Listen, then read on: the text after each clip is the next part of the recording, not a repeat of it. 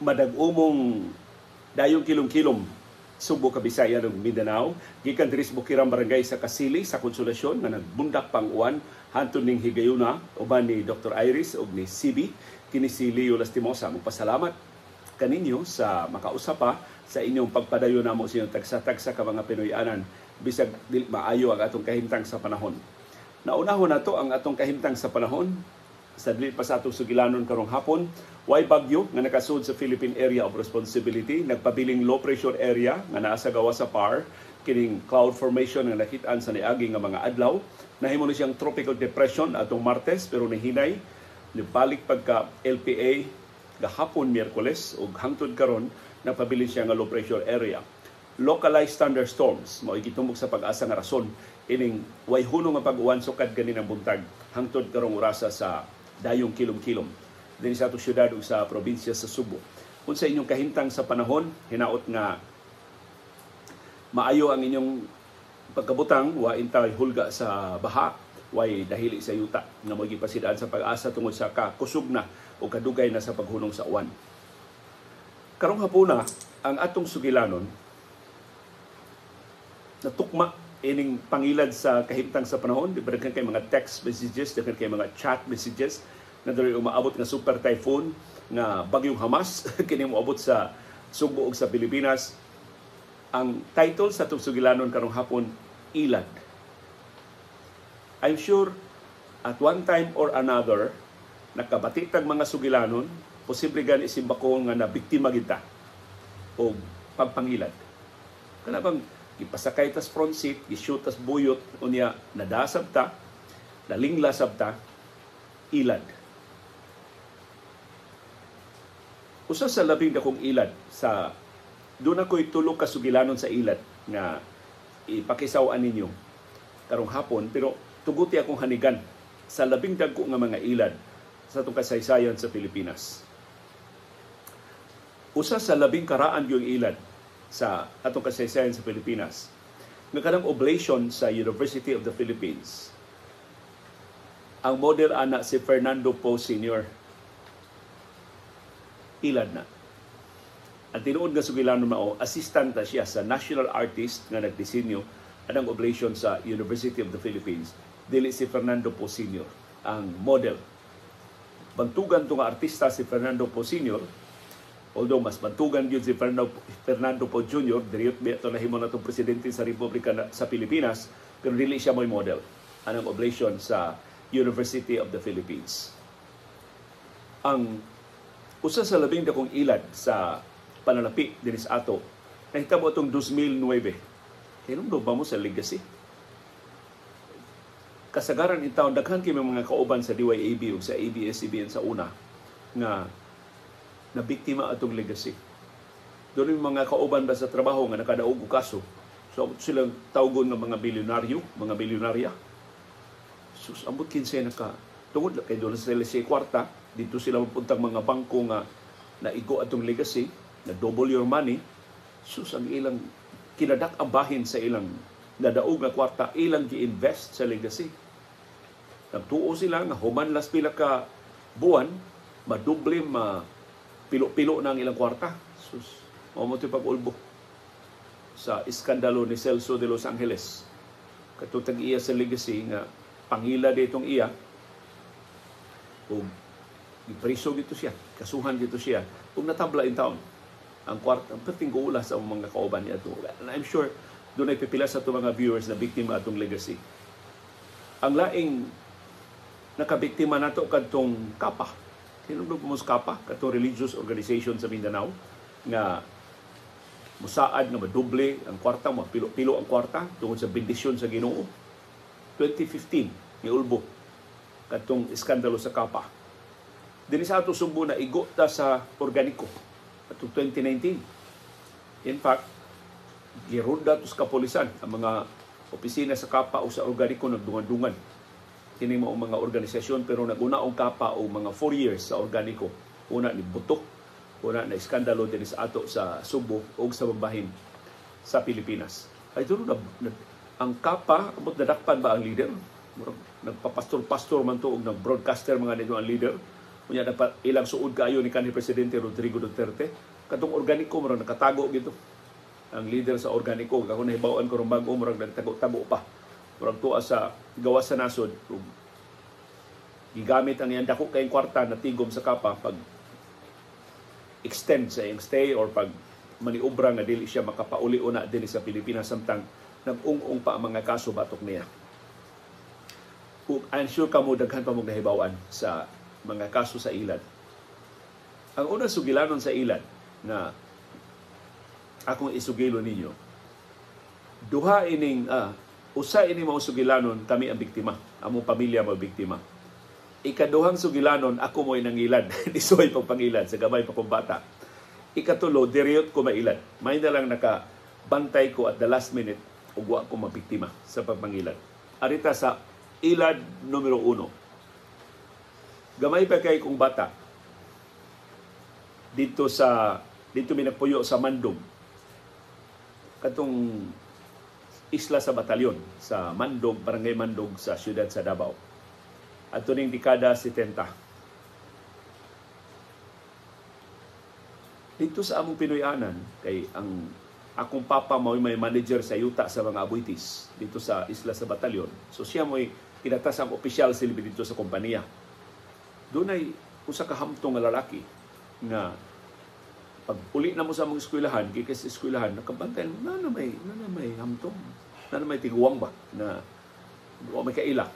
Di pa ila-ila sa mama o ila-ilahin yung lolo, mo niya yung lolo. Doon na siya negosyo, unya gusto niya nga i-follow up yung negosyo. So ari lang una siya puyo di sa atong bahay sud sa pila ka adlaw samtang iyang atimanon ang iyang negosyo. Mao to introduction sa akong inahan.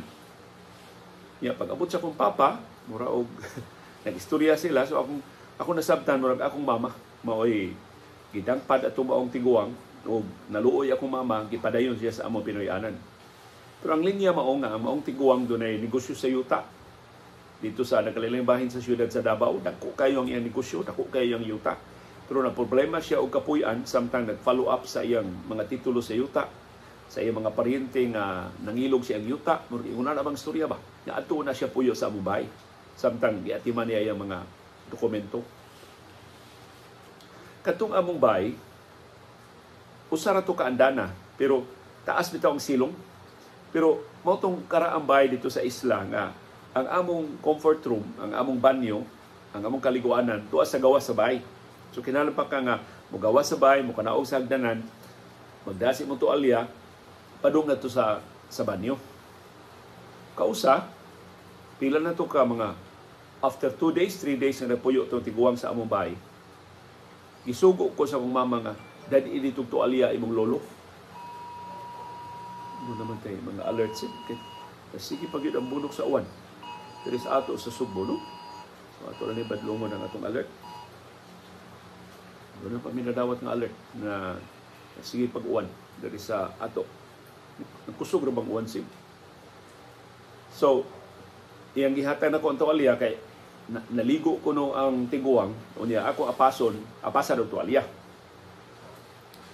So, ang kinanidutan yung tuwalya. Kada bitaw itong habit nga bisita, basta doon na tayo bisita ang kinanidutan. Kinanidutan nga habol, kinanidutan nga kwarto, kinanidutan nga kama, katre, kinanidutan nga ventilador. May i-offer nga to sa bisita. Aron ba ikasulti ang bisita? So, nagdaan ako sa tuwalya dito, sa banyo. Unya, pag abot na ko, nanira siya sa banyo, wa man kung kasabitan sa tuwalya sa gawas. Iko, lo, akong gitok-tok ang pultahan.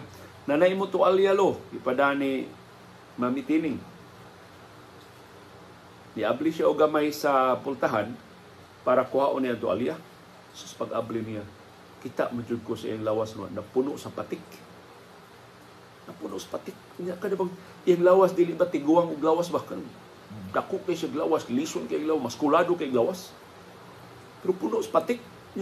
Kitang gamay patang bata to atas isla, wa man kakitang ingon ato kadaghan nga patik. So pag kuha ni tuwalya na ni Rashid balik, dagan ko sa akong mama. Ni, dagan nga patik. Maldito tayo na. Siya, ayaw, imo ng lolo. Dagan nga patik. Musingin na siya, ayaw ha. Ayaw pa masangil sa magkasakas Ginoo. Anong mamasangil ka? Sus, pag-uli sa akong mga magong, kapag istorya naman ako magong, ako giinan, dagang kay batik ingan mga tinig, hindi na mao. Tiyan, binuangan ta na nawana. Pag-uli sa akong papa ako na, dagang kay batik. Sige ko sumbong. Pero sige, ang akong mga ginikanan, mura ba og nahibo? Ha? Dagang batik mo nag-ingon na ba akong papa, pero ningon, ayaw, ato ng bisita.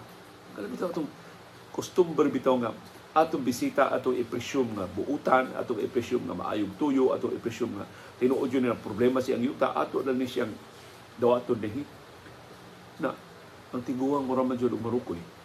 Mura siyang nakabantay nga lain kung tinanawan niya ba. Mura siyang nakabantay nga maiyay, nakakita may bataa sa kong patik. Tingnan duda ni, tingnan nulti na ni. So pagka ugma dayon, kung magpamahaw, among hibawaan mo, lakaw na siya. So, paglakaw na niya, gihato dito sa usas mga trabante sa kumpapa nga tos bangka, kaya magbangka man sila gawas sa isla. Yung kumaman na, lain to imong lolo. Okay. Lain ang kulong mong tinanawan niya.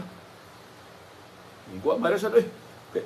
Lain kay tutunguhan na ni, naipatik. Ano? So, pagkahuman na ito, kuha na siya mabalik.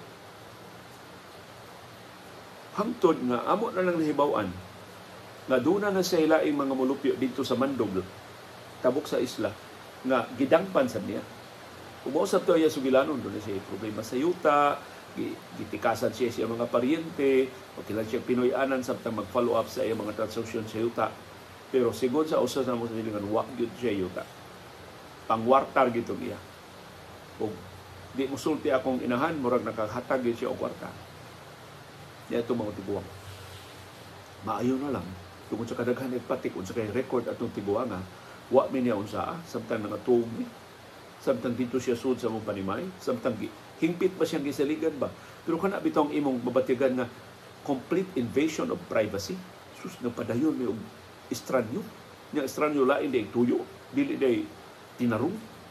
Ang iyang papakitabang sa ako mga ginikanan, kakuyaw. Kung giunsa pa mi adto mao estranyo.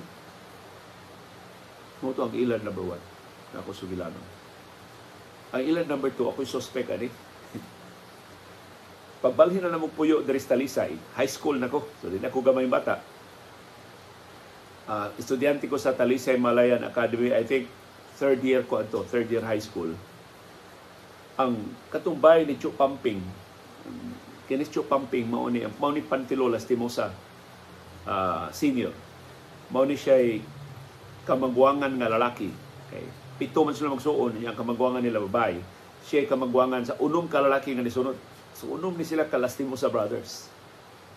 Siya kamagwangan, siya arang-arang ba og gahimtang. So nindot kay yung bahay dito sa San Isidro. Niya dihang namalhin namin diri Subo, wa man may Pinoy-anan, kami magipapuyo dito kay wa may nagpuyo siyang bahay. Porte na ko ang baya. Niya kadto Chu Pamping, kuanto handwriting expert sa National Bureau of Investigation.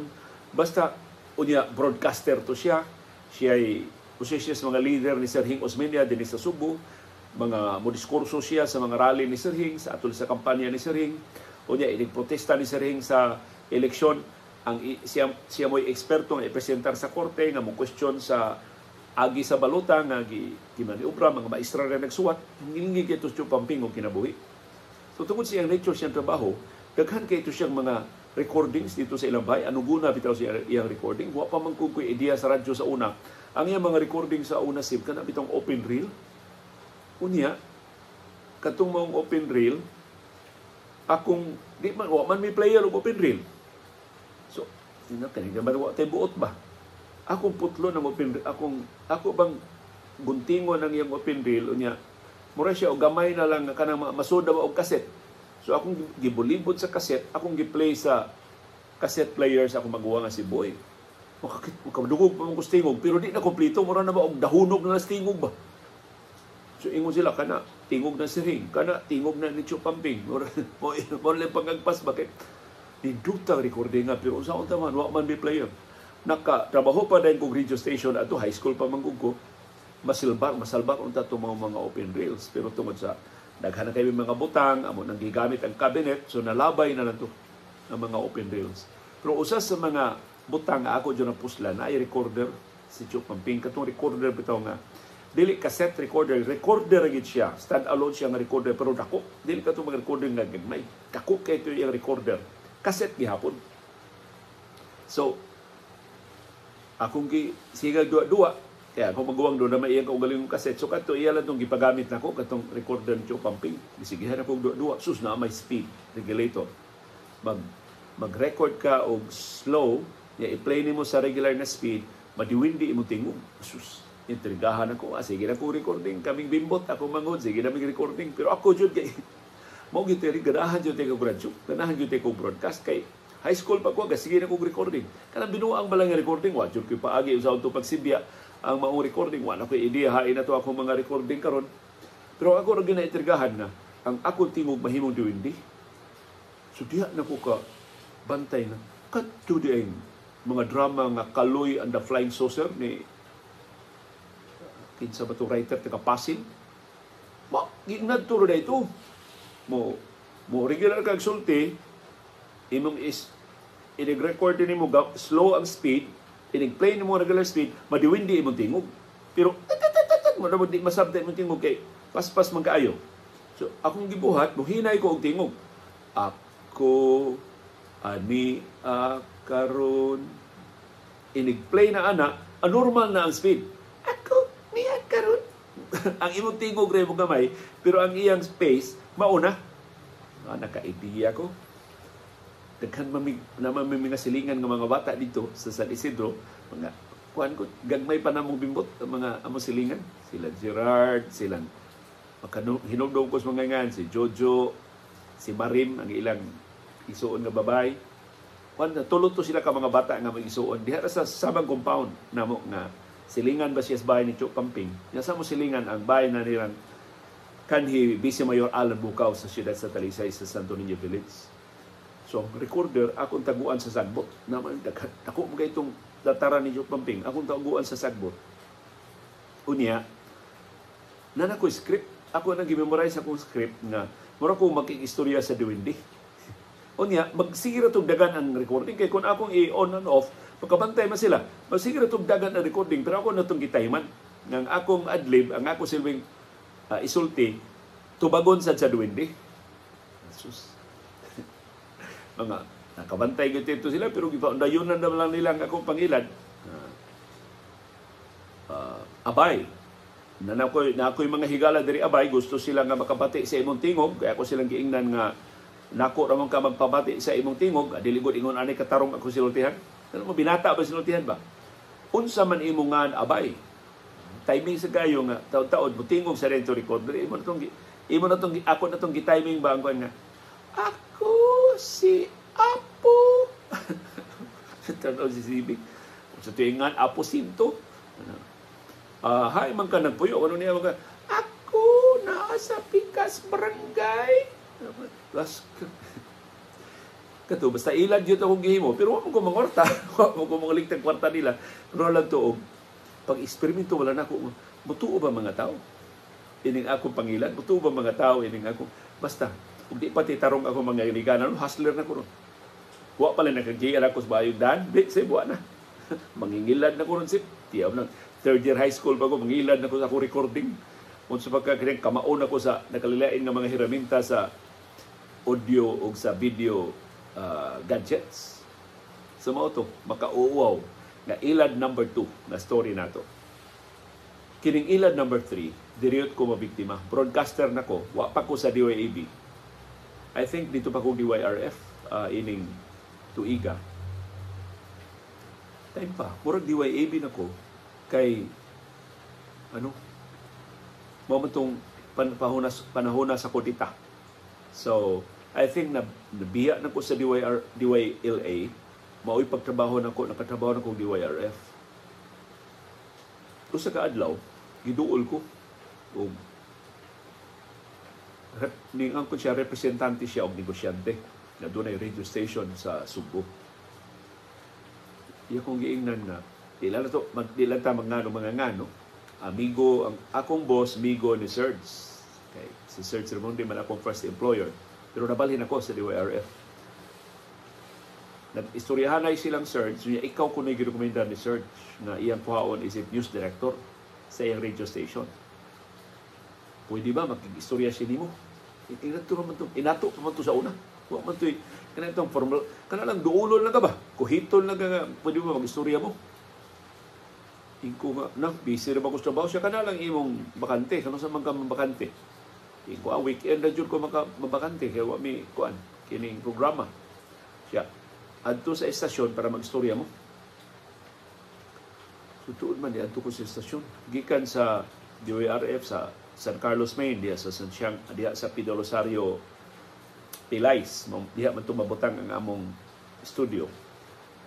Ang ilang radio station dito sa Tipolo, sa siyudad sa Mandawi, mo ito ang kanhi DYRE ni Indenita Cortez de Luz. Dili na DYRE na napalit na oglain. I think ang nakapalit kantong makigsulti na ko. Sus, pagstorya na mo, Amerikano man. Amerikano ang negosyante. Amerikano gitinuod ba? Dili. Kuan lang, dili Inglesero lang. Amerikano gitinuod. Mo ito yung kuan nga. Gusto niya nga ang iyang radio station mahimong premier news and information station sa Subo. Ako kunong track record sa DYLA, isulti ni Serge na kamao kuno ko mo daog news organization. Ang ako sa experience ko sa DYRF, nakakumbinser nila nga tiyalig ako'y haom nga muda sa ilang radio news organization. So mahimo ba kung posible makuha ko nila? Ila kong gipangutan na pili ako sweldo sa DYRF, buong ko ganahin nga mutugan.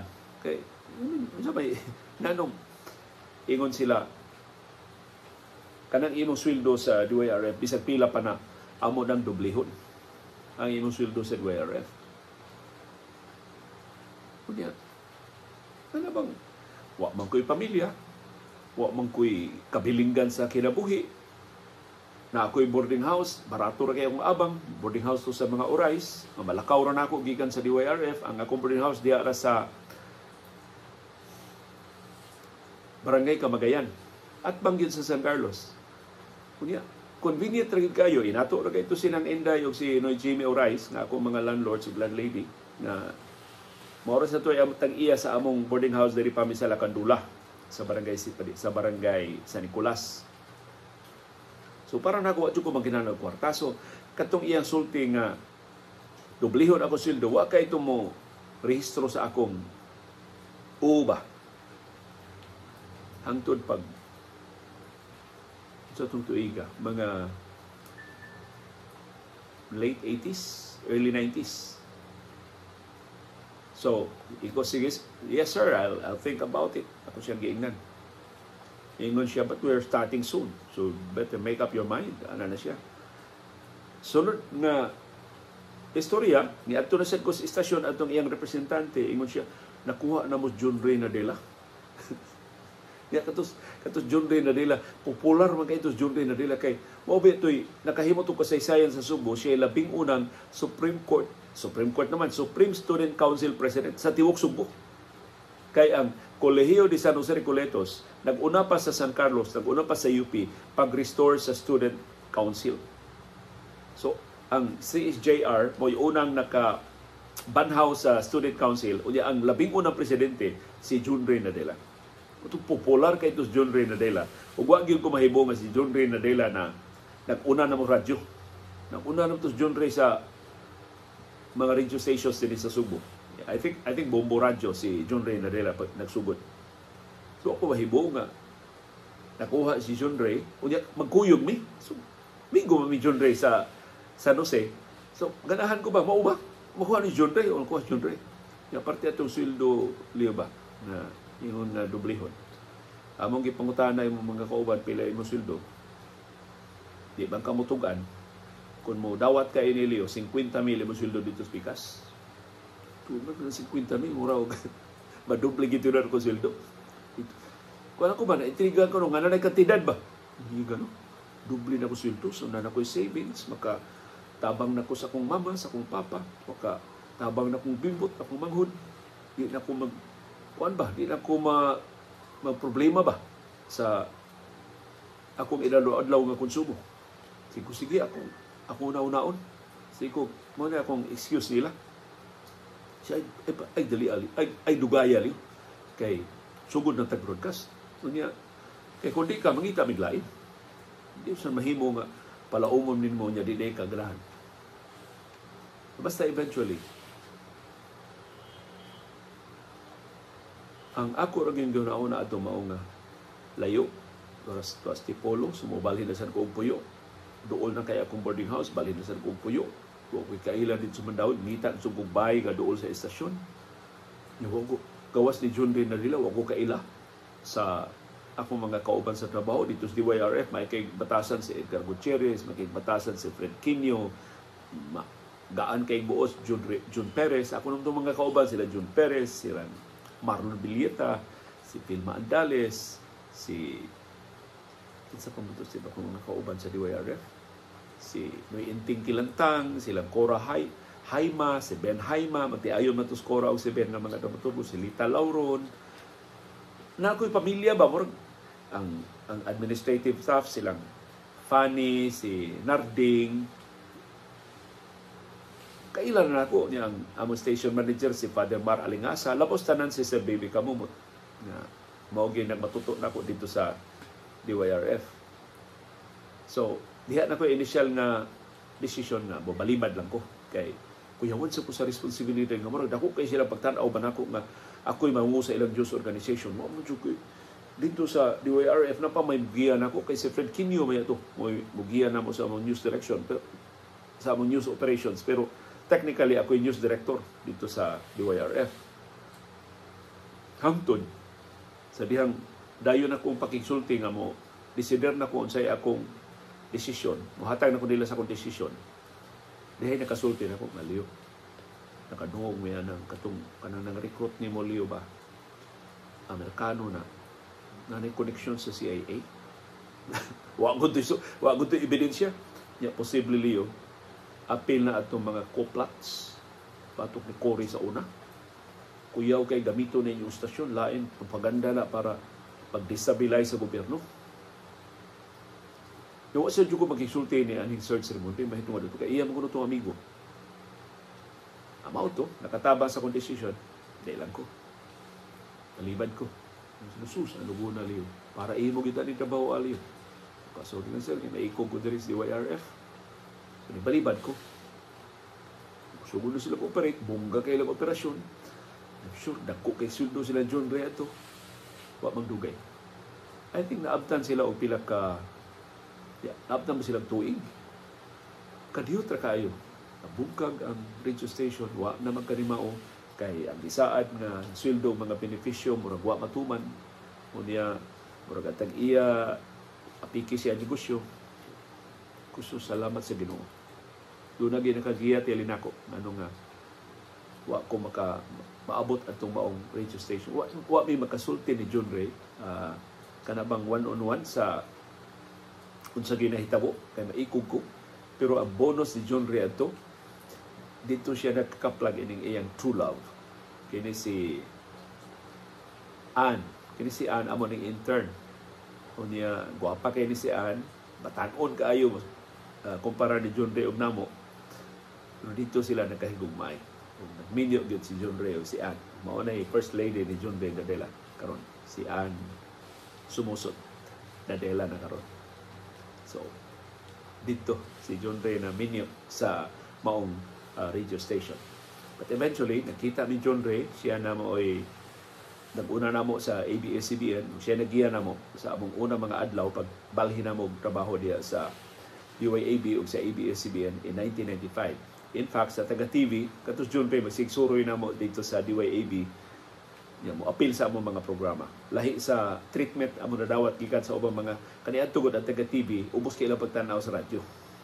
Mo among dapat tiyagan ba pero John Ray dili welcoming John Ray nya barkadista ang ginas John Ray gi nanikamot yung John Ray nga mo feel at home sa among bag-ong trabahoan sa ABS-CBN in 1995. Hangtod na sira ang ABS-CBN o DYAB pipila ka tuig ang nilabay.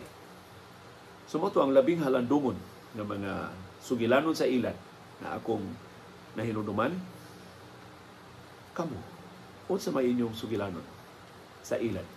Either kamo na biktima or kamo mo i-suspect pareha nako sa I would like to believe na harmless to ang ako pagsuway sa pagpangilad. Pero gikuyawan pa ko maghuna-huna na susang akong tendency. Doon ako yung tendency ngayon na. Kana bang ang imo bitong tendency na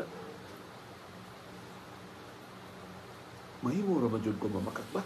Mahimo ra man jud ko magpasiugda o binuang ba? Hindi makalusot tingali ko eh.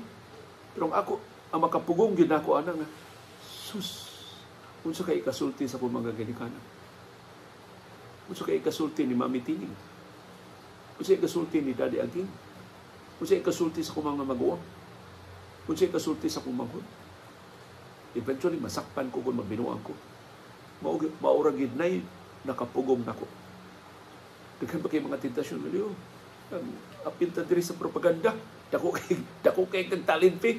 Apil na diri yung kuhan. Ato rin palutso ng kuhan, propaganda. Mauragid na nakapugong na ko. Daghang salamat sa katarong sa akong mga ginikanan. Sila ang ilag yung mga pagtulunan mo na kagiyan ako. Kung sa nga to sa mga ginikanan na naminaw ron sa atong broadcast, ayaw gaungi ang inyong mga anak. Ayaw kontrolaha ang tara nilang mga lihok. Sa gagmay pa sila, sa mga lingkod pa sila, puna sila sa mga pagtulunan. Tudlui sila sa sakto nga mga lagda sa kinabuhi. Hinumdumi sila unsay labing maayo nga mga buhaton sa mga tandugod nga mga sitwasyon sa kinabuhi. I assure you, kung sila na lang makahinumdum sila sa inyong maayo nga mga pagtulunan o maunay mugiya nila, maunay muluwas nila gikan sa mga tentasyon, gikan sa pagkasaad sa maayong kagianan. Tuguti ako tapuson kini atong sugilanon karong hapon. Pinagi sa kolektibong ilan nga nihaguman nato isip nasod o isip katawhan. Dadhang gipasaligan ta ni anhing Presidente Ferdinand Marcos Sr. og New Society. Sa diyang iyatang gipatuo nga sa ikauunlad ng bayan, disiplina ang kailangan. Ngano nagpailad man ta? Ngano naabdan man ang atong katiguangan o pila ka dekada? Una, nakamata. Nagiilad ta, gigamit ang martial law, gigamit ang New Society, gigamit ang bagong lipunan aron sa pagpuno sa ilang panudlanan. Nanusukan pagdeklarar sa martial law sa 1972, naabdan man until 1986, una ni Alsa ang katawhan Pilipino. Tingali mo na sinugdanan sa atong pagsubay sa kasaysayan aron makapunta unsa ang pag-prevent ang umaabot si bako nga mga ilad na mahitabo ini nasura. Nailad man tang Marcos in 1972. O ngano wa man tay gibuhat, mayorias katawhan Pilipino wa may gihimo until 1986. Dihang nidaog pagka-presidente si kanhi Presidente Rodrigo Duterte. Klaro man tong ilad, tong iyang patuo nga pobre siya o niya naguba tong iyang sapatos sa airport. Uban pa niya mga gimmick sa kampanya. Ano nagpailad man ta? Ni kanhi Presidente Rodrigo Duterte. Anong nituo man ta? My God, I hate drugs. Nanong nipakpak man ang mayoriya sa katawhan diyan nisaan siya na sulbaron niya problema sa illegal na drugas within 3 months sa iyang administrasyon. Ang problema sa corruption within 6 months, within 1 year sa iyang administrasyon. Kung ganong dihang naklaro na lakton ang pinatianay, Bana-bana aron sa United Nations dul ang kundi man kapin 30,000 ang mga nangamatay atong extrajudicial killings sa unong katuig nga administrasyon ni Duterte sa Malacañang from 2016 to 2022. Nanong wa man tay gihimo? Nanong wa may ni Alsa? Nanong wa may ni Barong batok ni Duterte? In fact karon kapinas tuig human si Duterte nawa sa Malacañang, mahimo na unta siyang kapasakaang kaso. Usa pa mga kaso ang napasaka niya. Si Kongresista Franz Castro pa man mao'y nangisog pagpasaka og kaso batok ni Duterte kining grave threat tungod kay gihulga ni Castro nga iyang patyon atol sa iyang programa sa SMNI, ang TV station ni Apollo Kibuloy. Maybe sundan ni Dilima o laing kaso batong ni Duterte. Maybe mapukaw ang mga tagtungod. Atong uban pa mga biktima sa extrajudicial killings sa drug war o madugangan pa kini mga kaso ni Duterte. Pero nganong ipasagdan man nato si Duterte sa iyang pagpamatay, sa iyang pagpangawat, sa iyang pagpakauaw, sa iyang paghugaw-hugaw. Gibinlan ta niya pugo, gibinlan ta niya uban pa mga legacy kalabihan kalangog. Ngano ni sugot man ta? Pagdaga ni Marcos Jr. pagka-presidente, unsa may itong gihimo aron pagbisto sa iyang mga bakak? Unsa may itong gibuhat aron pag-alkontra sa nag-ung-ung niyang kadaugan? Sa mga fake news na iyang ipakatap. Igo ba to ang atong gibuhat? O nag-expecta nga atong piog sa Marcos bisag wala lang tayo buhaton? Kapinas tuig ang iyang administrasyon, way klaro na himo si Marcos. Ang tanan natong kabalaka, ang tanan natong kahadlok na tinuod. Grabe ang pangurakot, nisamot ang incompetence sa government bureaucracy. Wa magkadimao ang atong ekonomiya, wa magkadimao atong mga panginabuhi. Nagpabilin, taas ang presyo sa mga paralito, maglisod na pag-abot ang kinabagan sa katawan. Kung sa mga itong mahimo. So, I think kung atong masubay, nganong nagmalampuson si Marcos Sr. siyang Pangilan, kung atong masubay, nganong nagmalampuson si Duterte sa iyang binuang nga mga pasalig, o ganong nabalik sa gahom si Marcos Jr., tingali makaangkon tag mas maayong ideya kung saan na ito pag tabang ang atong nasod o ang atong katawan. Kay kung dunay pangilan nga labihan ka grabe, mauna ni. Kanang pangilan ni Kibuloy siyang relihiyon, pangilan ng klaro. Kanang wa man ang kamatngon ang iyang mga sakop. Doon siya mga sakop nga nakamatngon, wa man siya madutli og kaso. Maybe tungkol sa influensya sa mga Duterte diha sa Davao. Kining kasong gipasaka ni Kibuloy dito sa Estados Unidos, hangbay ra ning gipasaka batok niya diha sa Davao. Pero Davao City Prosecutor's Office ni basura sa tanang kaso batok ni Kibuloy. Nahibaw na tangan no. Kini si Jaren Esquilario, kini panguskulto sa Surigao del Norte. Ngano nilampos man sila since 2017, gipanglugos ang mga bata, gipugos og minyo ang mga bata, nangamatay ang mga batang masuso. Kay dili niya ipa-ospital, kay Sierra Manambal. Diya sa ilang kulto sa Sitio Kapihan, sa Barangay Siring, sa lungsod sa Socorro, sa probinsya sa Surigao del Norte. Ngano wa may bisag usa ang 5,000 niya ka mga sakop ang ni-question sa iya mga binuang. Dihay pipila nga ni Escapo, uwahi na. Hastang Cebu City na ilan sa ilang dancing contingent sa Sinulog mo. Sila may grand champion. Kung di patungod aning iskandalo, posibleng maka-defend unta sila silang kampyonato sa Sinulog 2024. Nganong nalutsan man ta ini mga mangingilad sa atong panahon? Nganong napailan man ta? Kung sila nakabantay itang giilan ta, nganong nagpaundayon naman ta na magpadayon ang ilang pagpangilan nato? Unsa man na human nature na maikog ta. Total, nasugda naman, paudayunan na lang, tanaw na to, tiyalinig mausap muna ang mukalit lang katarong si Marcos Jr. sa musunod nga 5 ka tuig, tiyaling babawi ang kasalanan sa iyang mga ginikanan, na abunda magay mga ebidensya, wa ni kalainan, posibleng mas grabe pa ni. Kawatan siyang amahan, pinahan. Yan, wala tayo himuon. Believing nga, wa tayo mahimo. So hinaot kini atong pakigsaw ninyo sa mga sugilanon sa ilad, makapamatngon nato nga kita mo'y labing dakong biktima sa ilad. Sa natad sa panggobyerno, yet wa ta maliksyon. O nagdumili ta pagkat-on sa mga pagtulunan. Sa nangagi nato nga mga pagpangilan, hangtod ng atong pagpaudayon sa labing bag-o nga mga pangilan. sa atong mga politiko, sa atong mga opisyal sa gobyerno. Gikan diri sa Bukirang Barangay sa Kasili, sa Konsolasyon, uban nilang Dr. Iris ug ni CB, kini si Leo Lastimosa. Sa makausapa, magpasalamat sa inyong pag-atang, sa inyong pagsuporta, sa inyong pagsalig, sa inyong pagpaminaw. Sa atong panahom, dayong kilom-kilom. Thank you very much, CB Girl. Okay? Finger.